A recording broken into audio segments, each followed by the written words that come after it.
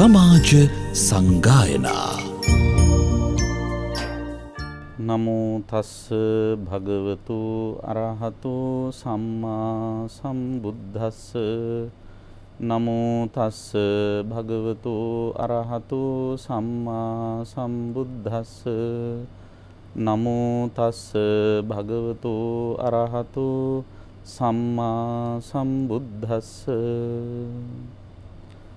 හැම දිනාටම තෙරුවන් සරණයි. සදහවත් වාසනාවන්ත පින්වත්නි, දැන් හැම දිනාම සූදානම් වන්නේ හිරු ටීවී සමාජ සංගායනා ආගමික වැඩසටහන හා සම්බන්ධ වෙන්න.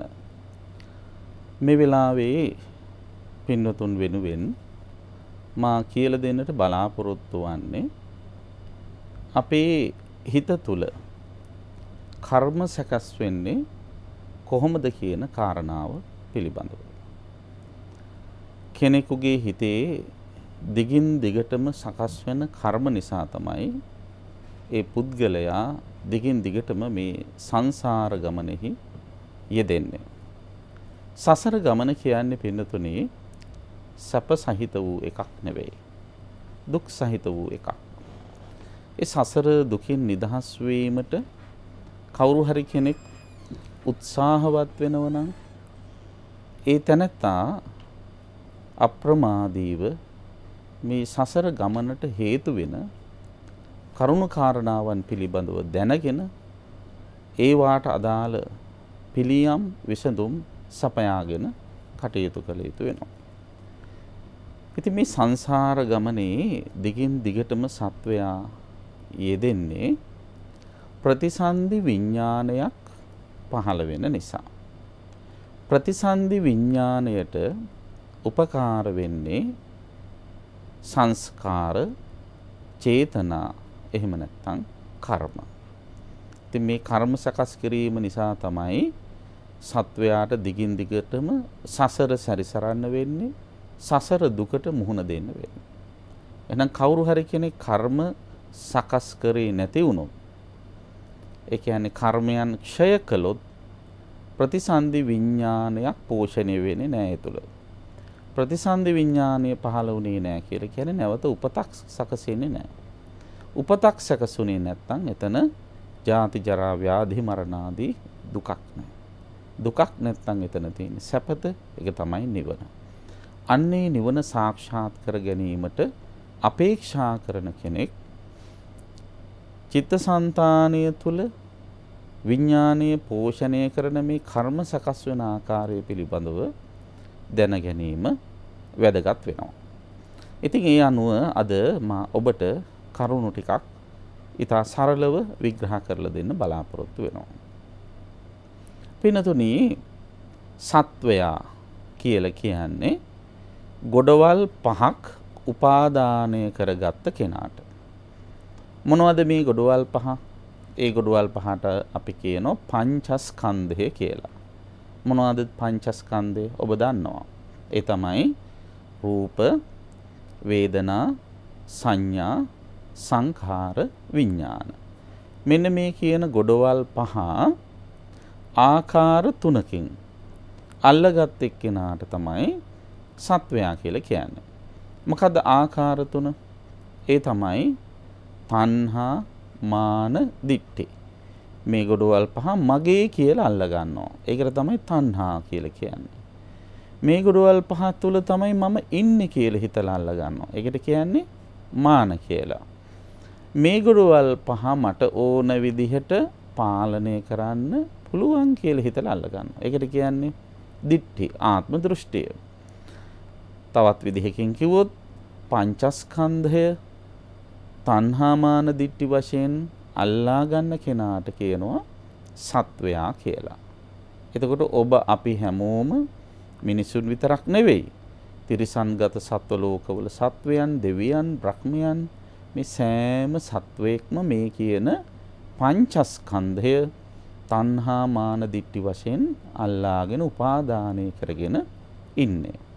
ඉතින් එහෙම උපාදානය කරගෙන ඉන්න තුරාවටම පංචස්කන්ධය උරුම කරගෙන ඉන්න තුරාවටම අයිති කරගෙන ඉන්න තුරාවටම අපට මේ සසර දුකෙන් නිදහස් වීමක් නම් වෙන්නේ නැහැ. ඒ නිසා මේ පංචස්කන්ධ ක්‍රියාකාරීත්වය පිළිබඳව අවබෝධයෙන් තේරුම් අරගෙන අවබෝධයෙන් කලකිරිලා අවබෝධයෙන් අතහරින කෙනාට තමයි පංචස්කන්ධයෙන් නිදහස් වෙන්න පංච උපාදානස්කන්ධයෙන් නිදහස් වෙන්න පුළුවන්කම තියෙනවා. තව විදිහකින් කියනවා නම් දුකෙන් නිදහස් වෙන්න පුළුවන්කම තියෙනවා. පින්නතුනේ මා මතක් කළා රූප වේදනා සංඥා සංඛාර විඥාන කියන ගොඩවල් පහක් තියෙනවා. ඒ ගොඩවල් පහ උපාදානය කරගෙන ඉන්න කෙනාට තමයි සත්වය කියන්නේ කියලා. ඉතින් මේ ගොඩවල් පහෙන් ප්‍රධාන ගොඩක් තමයි රූපය කියන එක. අනිත් ගොඩවල් හතර අපි නාම වශයෙන් උත් හඳුන්වනවා. වේදනා සංඥා සංඛාර විඥාන කියන ගොඩවල් හතර. ඒතර නාම රූප. මෙන්න මේ රූපය තුල තියෙනවා ප්‍රධාන ආයතන හයක් රූපය මුල් කරගෙන. ඒ ආයතන හයට අපි කියනවා අධ්‍යාත්මික ආයතන කියලා. මොනවද අධ්‍යාත්මික ආයතන? ඔබ හොඳින් දන්නවා. ඒව තමයි ඇහැ, කන, නාසය, දිව, ශරීරය, මනස. අපි ආයතන කියන වචන ඔකට යොදලා කිව්වොත් චක්ඛායතන, ඊළඟට සෝතායතන, ඝානායතන, ජීවහායතන, කායායතන සහ මනායතන. ඔන්න ආයතන 6. ඒවා අධ්‍යාත්මිකයි. මේ රූපයේ අසුරෙහි ක්‍රියාත්මක වෙන්නේ. ඊළඟට බාහිර ආයතන තියෙනවා. මොනවාද බාහිර ආයතන? අර කියන ඇහැ කන නාසය දිව ශරීරයේ මනස කියන ආයතන වලට ගෝචර වෙන අරමුණු වලට තමයි බාහිර ආයතන කියලා කියන්නේ. ඒ මොනවද? ඒ තමයි රූප, ශබ්ද, ගන්ධ, රස, ස්පර්ශ හා ධර්ම කියලා කියන්නේ.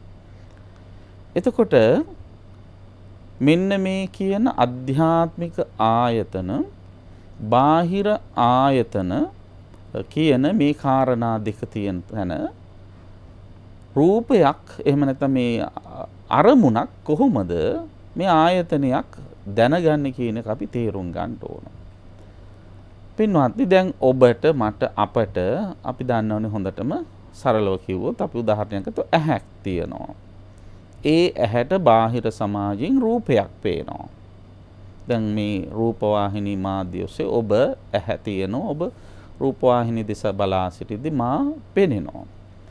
එතකොට මේ කියන ඔබේ ඇස හෝ මගේ ඇස ඇසුරෙහි ක්‍රියාත්මක වෙන තවත් බලවේගයක් තියෙනවා.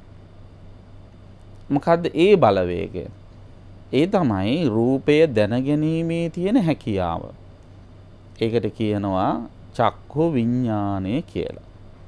අන්න ඒ අනුව විඥාන තියෙනවා 6ක්. අර අධ්‍යාත්මික ආයතන ඇසුරු කරගෙන පවතින අරමුණු දැනගැනීමේ හැකියාව. චක්කු විඥාන, සෝත විඥාන, ඝාන විඥාන, જીවහා විඥාන, කාය විඥාන, මනෝ විඥාන කියලා. ඒතර දැන් ඔන්න 6ව 3ක් කිව්වා. අධ්‍යාත්මික ආයතන 6යි, බාහිර ආයතන 6යි, ඊට පස්සේ ආයතන බද්ධ විඥාන 6යි. දැන් මේ කියන කාරණා ටික වෙන වෙනම තිබ්බට වැඩ කරන්නේ නැහැ. දැන් බලන්න අර හරියට කිව්වොත් දැන් ටෝච් එකක් අරගෙන ටෝච් එකේ බල්බ් එක ගලවලා වෙනම තියෙනවා. බැටරිස් ටික වෙනම තියෙනවා. අර පිටිපස්සට හයි කරන කෑල්ල ඒක වෙනම ගලවලා තිබ්බොත් ටෝච් එක පත්තු වෙනවද? පත්තු වෙන්නේ නැහැ. ඒක ටෝච් එක පත්තු වෙන්න නම් මොකද කරන්න ඕන? පත්තු වෙනවා කියන්නේ දැන් මේ ටෝච් එක ක්‍රියාත්මක කරනවා කියන එක. ඒ වෙන්න නම් අර කාරණා තුනම එකතු වෙන්න ඕන. අන්න ඒ වගේ ඇහැ වෙනම තිබ්බට, රූපය වෙනම තිබ්බට, චක්කු විඥානය වෙනම තිබ්බට ක්‍රියාත්මක වෙන්නේ නැහැ. ඒ තුන ක්‍රියාත්මක වෙන්නේ තුන එකතු වුනහම. ඒ තුනම එකතු කරන බලවේගයට කියන ස්පර්ශය කියලා. තින්නම් සංගති පස්සෝ කියලා. එහෙම ස්පර්ශ වෙච්ච ගමන්ම මොකද කරන්නේ? ඇහැ රූපය විඳිනවා. ඇහැ රූපේ විඳිනවා කියන එකේ අදහස මොකද්ද? රූපය දකිනවා කියන එකයි. ඇහැ රූපේ දකිනවා. දැක්ක රූපේ අඳුන ගන්නවා. දකින්න එකට කියන වේදනා කියලා, විඳින එකට අඳුන ගන්න එකට කියනවා සංඥා කියලා. වේදනා සංඥා. ඊට පස්සේ ඒ මුල් කරගෙන සිතවිලි ඇති කරගන්න එකට කියනවා චේතනා, හෙවත් සංඛාර කියලා. ඒ සියල්ල දැනගන්න එකට කියනවා විඥාන කියලා. එතකොට දැන් මේ වේදනා සංඥා සංඛාර කියන කාරණා තුනත් ක්‍රියාත්මක වෙන්නේ කොතනද? විඥාණය තුලයි. එතකොට දැන් මෙන්න මේ විඥාණය මොකද්ද? චක්කු විඥාණය. දැන් ඇහැට රූපයක් පෙනුනහම ඒ රූපය දැකලා විඳලා අඳුනාගෙන සිතිවිලි පහල කරගෙන මේ සියලු කටයුතු කරන්නේ චක්කු විඥාණය මුල් කරගෙන. එතකොට චක්කු විඥාණයට පුළුවන්කම තියෙන්නේ මොකද්ද? ඒ ඇහැට ගෝචර වෙන රූපය දැනගන්න පුළුවන්, අඳුන ගන්න පුළුවන්, ඒ පිළිබඳව කිසියම් සිතිවිල්ලක් ඇති කරගන්න පුළුවන්. අන්න ඒ වගේ චක්කු විඥාණයට බෑ හැබැයි සෝත විඥාණයට ගෝචර වෙන ශබ්ද අඳුන ගන්න දැනගන්න බෑ.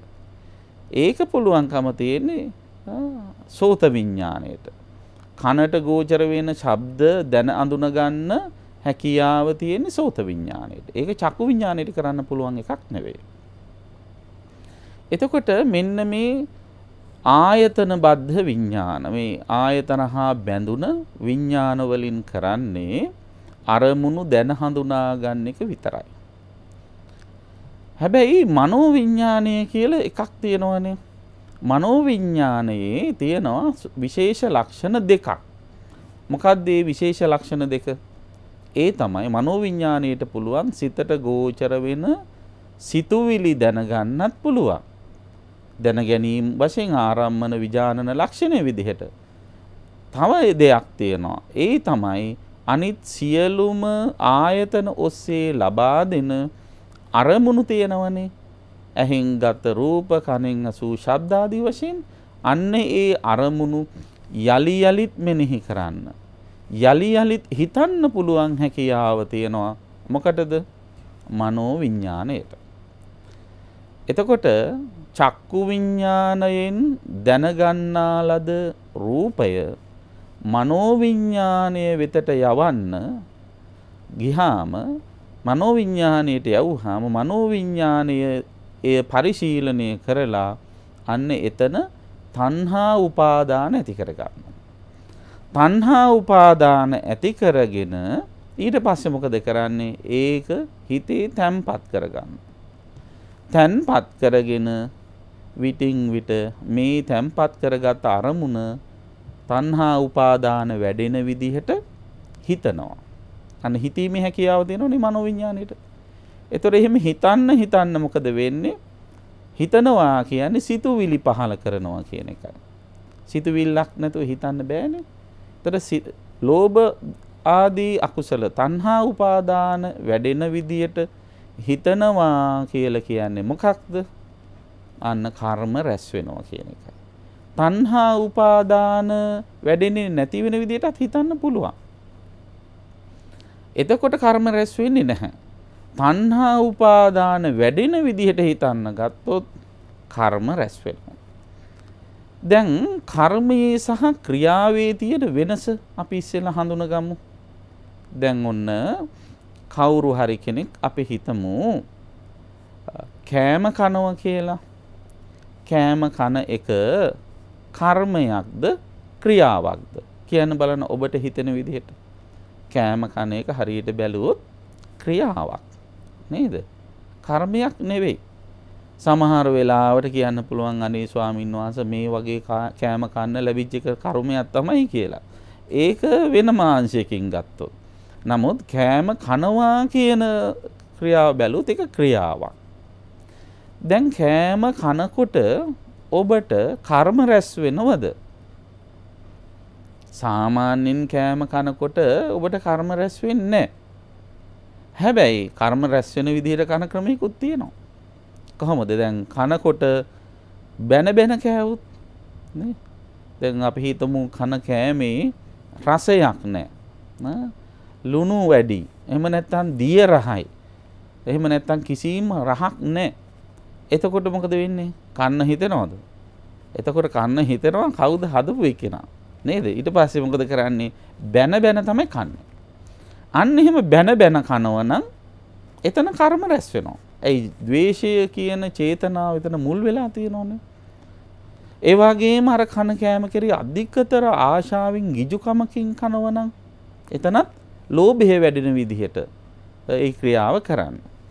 එතකොට සාමාන්‍ය කෙනෙක් ගත්තොත් සාමාන්‍ය ක්‍රියාවක් කළා කියලා කර්ම රැස් වෙන්නේ නැහැ. මෙහෙම හිතන්න තවත් විදිහකට ඔබ කොහේ හරි උදේ වැඩට එනකොට පයින් යනවා. පයින් පාරේ ඇවිදගෙන යනවා. කර්මයක්ද ක්‍රියාවක්ද? ක්‍රියාවක්නේ. ඒක කර්මයක් වෙන්න බැරිද? විය හැකි. කොහොමද කර්මයක් වෙන්නේ? ඔබ පාරේ යනකොට හිතාගෙන යනවා මේ පාරේ ඉන්න පුංචි කූඹි සත්තු පණුව මර යන්න ඕන කියලා. නේද? අන්න එහෙම හිතා ගියොත් ඔබට ඒක පාප කර්මයක් වෙනවා. ඒ වගේම ඔබ හිතා ගියොත් මෙහෙම ලෝකේ ඉන්න හැම සතෙක්ම සුවපත් වෙන්න ඕන නිදුක් වෙන්න ඕන කියලා සක්මන් කරනවා වගේ හිතාගෙන ඔබ බස් හෝල්ඩ් එකට එන ගමනේ ගෙදර ඉඳලා එක එක්කෙනාට බැන කේන්තියෙන් පිට වෙලා ඉන්නේ නැතුව ගෙදර ඉන්න අයටයි බස් එකේ යන අයටයි හැමෝටම මෛත්‍රී කරගෙන આવුත් ඒ ගමන හොඳ කර්ම රැස් වෙන ගමනක් වෙන්න පුළුවන්. එතකොට එතන ක්‍රියාව විදිහට ගත්තොත් ඇවිදගෙන යන එක තමයි ක්‍රියාව. කර්මයක් උනේ මොකක් නිසාද? චේතනාව බලපාපු නිසා. දැන් කවුරු හරි කෙනෙක් නිකම් පාරේ ඇවිදගෙන යනකොට ඕන තරම් හිතින් සත්තු මැරෙනවා. එහෙම මැරුණා කියලා යාට පව් සිද්ධ වෙනවද? එහෙම පව් සිද්ධ වෙන්නේ නැහැ. ඇයි පව් සිද්ධ නොවෙන්නේ? පව් සිද්ධ නොවෙන්නේ එයාගේ හිතේ ගමන තුල මරණ චේතනාවක් තිබුණේ නැහැ. ඒ නිසා ඒක කර්මයක් බවට පත් වෙන්නේ. ඒතර කර්ම බවට පත් වෙන්නේ මොනවද? සචේතනිකව කරනු ලබන ක්‍රියා. ඒකනේ ඔබ අහලා තියෙන ප්‍රසිද්ධ බුදු වදනක් තියෙන්නේ චේතනාහං භික්ඛවේ කම්මං වදාමි. චේතයිත්වා කම්මං කරෝති කායේන වාචාය මනසා. මෙතන කර්මය කියලා කියන්නේ චේතනාව. සිතුවිල්ල.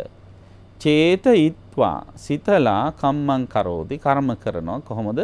කායේන වාචාය මනසා. කයින් වචනින් මනසින්.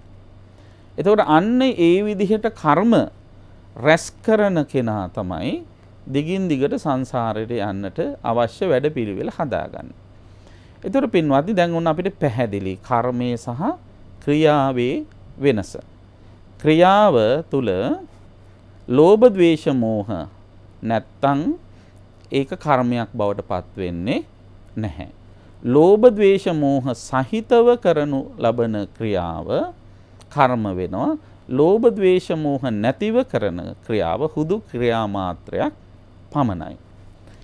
එතකොට දැන් කවුරු හරි කෙනෙක් ඇහෙන් රූපයක් දැකලා අඳුනාගත්තා කියලා ඒක කර්මයක් වෙන්නේ නැහැ. ඒක ක්‍රියා මාත්‍රයක් විතරයි. කනෙන් ශබ්දයක් අහලා දැනගෙන අඳුනගත්තාය කියලා ඒක කර්මයක් බවට පත් වෙන්නේ නැහැ. ඒක ක්‍රියා මාත්‍රයක් විතරයි. එතකොට කොහොමද මේව කර්ම බවට පත් වෙන්නේ? කර්ම බවට පත් වෙන්නේ ගොඩාක් උදවිය මේ ඇහැ කන නාසය දිව ශරීරයේ මනස කියන ඉන්ද්‍රියන්ගෙන් රූපාදී අරමුණු අරගත්තට පස්සේ පරිශීලනය කරාට පස්සේ ඒව එතනින් නවත්තන්නේ නැහැ. දැකලා අඳුනාගෙන එතනින් අතහරින්නේ. ඒක ඒ දැකපු දෙහි තණ්හා උපාදානෙන් බැඳිලා ඇලෙමින් ගැටමින් කටයුතු කරන්න යනවා.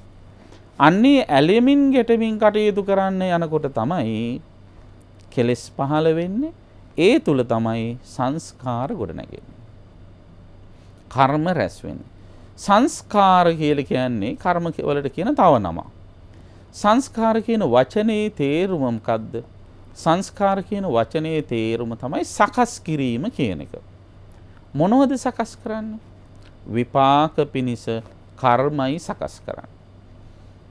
ඒතර විපාක පිණිස සකසෙන කර්මයක ස්වභාවය මොන වගේද? ඒ තමයි මේ සෑම ක්‍රියාකාරකමකට මුල් වෙනවා ප්‍රධාන සිතුවිලි චේතනා තුනක්. ඒ චේතනා තුනට අපි කියනවා මූලික වශයෙන් ලෝභ, ද්වේෂ, මෝහ කියලා. ඒවට තව නමක් කියනවා අකුසල මූල කියලා. ඒතර මෙන්න මේ අකුසල මූලයන් මුල් කරගෙන කවුරු හරි කෙනෙක් අරමුණු පරිහරණය කරන්න ගත්තොත්, ඒ කියන්නේ ලෝභය වැඩෙන විදිහට රූප බලන්න ගත්තොත්, ද්වේෂය වැඩෙන විදිහට රූප බලන්න ගත්තොත්, මෝහය වැඩෙන විදිහට රූප බලන්න ගත්තොත්, තව විදිහකින් කිව්වොත් කෙලෙස් ඇවිස්සෙන විදිහට රූප බලන්න ගත්තොත්, හෙවත් රූප පරිහරණය කරන්න ගත්තොත්, අන්න ඒ රූප බැලිල්ල තුල එයාට සැකසෙනවා මොනවද? සංස්කාර හෙවත් විපාක පිනිස කර්ම. එතකොට ඒ කර්ම කොහෙද සැකසෙන්නේ? හිතේ.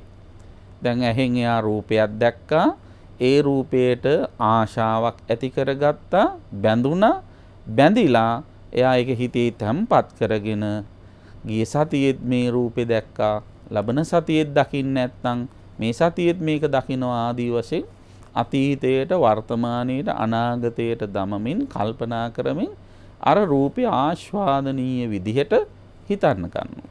එතකොට ඒ රූපය හා බැඳිලා ලෝභ සිතිවිලි මුල් කරගෙන හිතේ අප්‍රමාණ සිතිවිලි ඇති වෙනවා. එතකොට අන්න ඒ ඇති වෙන ලෝභය මුල් කරගෙන ඇති වෙන සිතිවිලි සමුදාය තමයි චේතනා හෙවත් කර්ම හෙවත් සංස්කාර බවට පත් වෙන්නේ. එතකොට දැන් මෙයා මේ රූපයට ආශාව ඇති වෙන විදිහට හිතින් හිතනවා.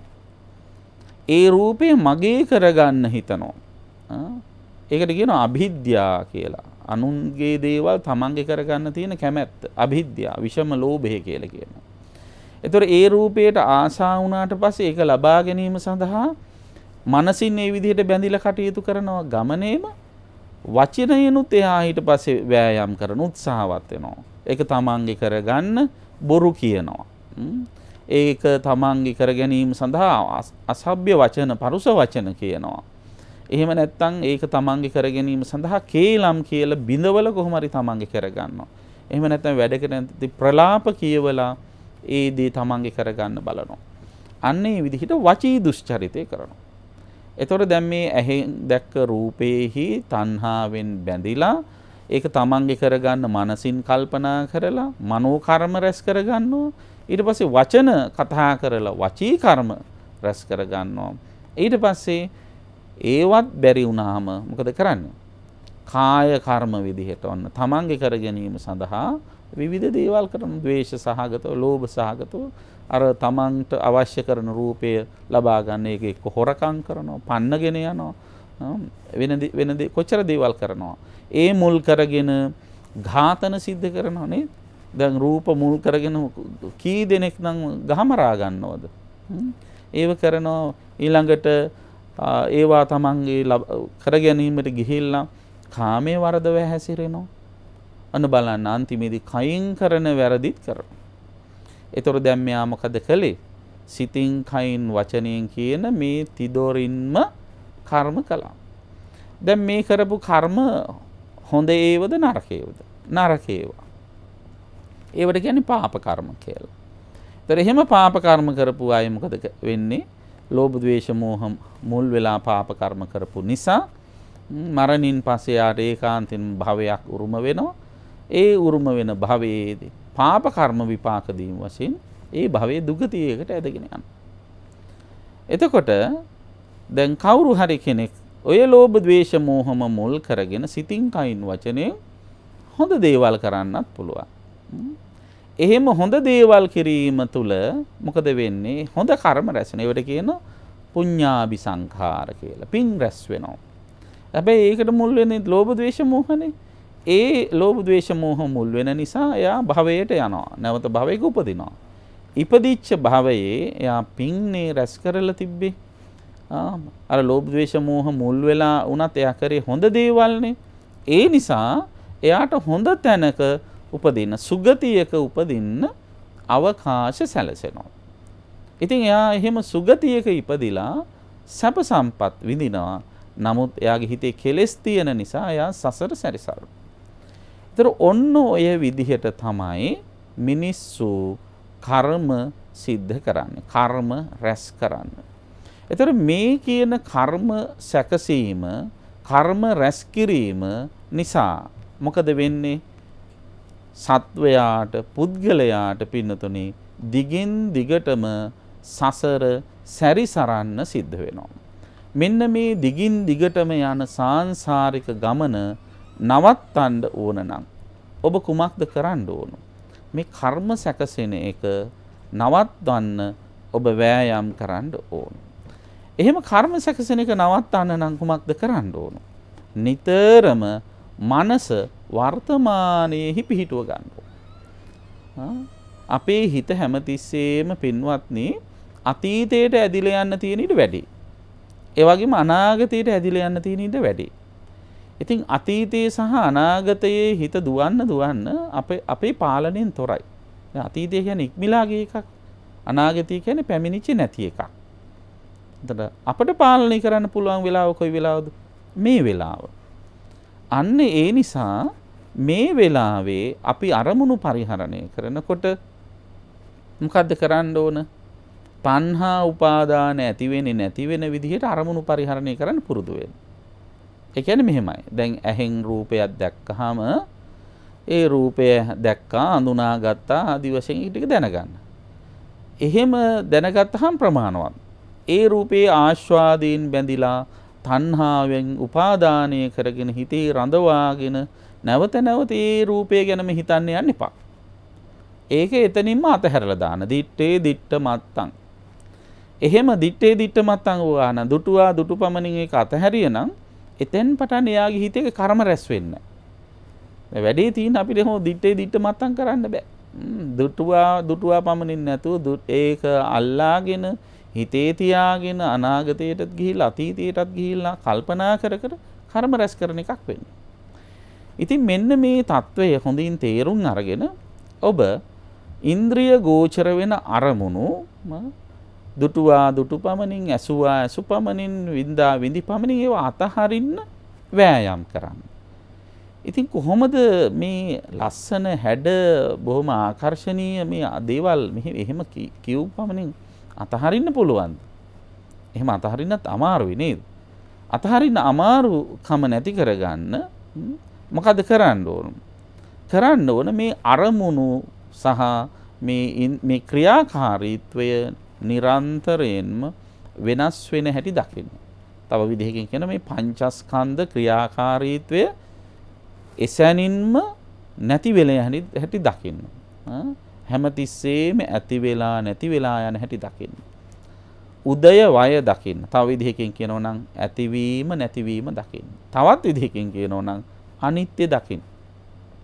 මේ සෑම අරමුණක්ම මොහොතක් පාසා වෙනස් වෙන සුළුයි කියන හැඟීමෙන් රූප බලන්න.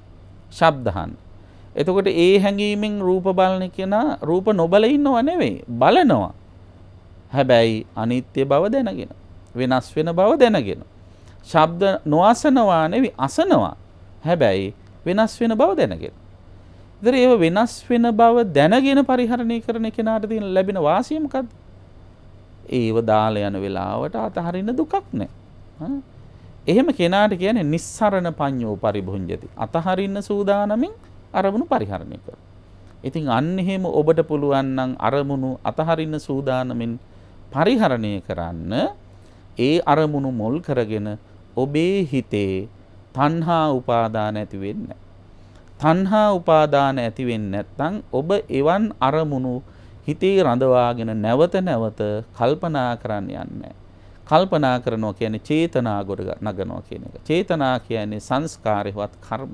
ඒතර ඔබ නැවත නැවත හිතේ අරමුණු තියාගෙන හිතන්නේ නැත්නම් හිත තුල කර්ම රැස් වෙන්නේ නැහැ. මනෝ සංඛාර ගොඩ නැගෙන්නේ නැහැ. ඒ වගේම නැවත නැවත ඒ අරමුණු කල්පනා කරන්නේ නැත්නම් ඔබ වචී සංඛාර බවට පත් කරන්නේ. කාය සංඛාර බවට පත් කරන්නේ. එතකොට ඔබේ හිතේ ප්‍රතිසන්දි විඥාණයට අවශ්‍ය කරන සංස්කාර ගොඩ නැගෙන්නේ නැහැ. ප්‍රතිසන්දි විඥාණයට අවශ්‍ය කරන සංස්කාර ගොඩ නැගෙන්නේ නැත්නම් ඒ සිත විසංඛාරගත සිතක්. සංස්කාර වලින් තොර වූ සිතක්. සංස්කාර වලින් තොර වූ සිත තණ්හාව ක්ෂය කරපු සිත නිවන ස්පර්ශ කරන නිවන් සුව සාක්ෂාත් කරගන්නවා. ඉතින් අන්න ඒ නිසා ඔබ හැමතිස්සෙම අරමුණු පරිහරණය කරනකොට සිහිය නුවණ පාවිච්චි කරලා ඇලෙන තැන නොඇලී ගැටෙන තැන නොගැටි, මුලා වෙන තැන නොමුලාව මේ සියලු අරමුණු මොහොතින් වෙනස් වෙලා යනවා කියලා දැනගෙන පරිහරණය කළොත් ඔබට සසරෙන් නිදහස්ව අමා නිවනින් සැනසෙල්ල උදා කර ගන්න පුළුවන්කම තියෙනවා. එලෙසින් කටයුතු කරන්න පින්වත් ඔබ හැම දිනාටම මේ අනුශාසනාව උපකාරයක්ම වේවායි ඉතසිතින් ප්‍රාර්ථනා කර සිටිනවා. හැම දිනාටම තෙරුවන් සරණයි. සමාජ සංගායනා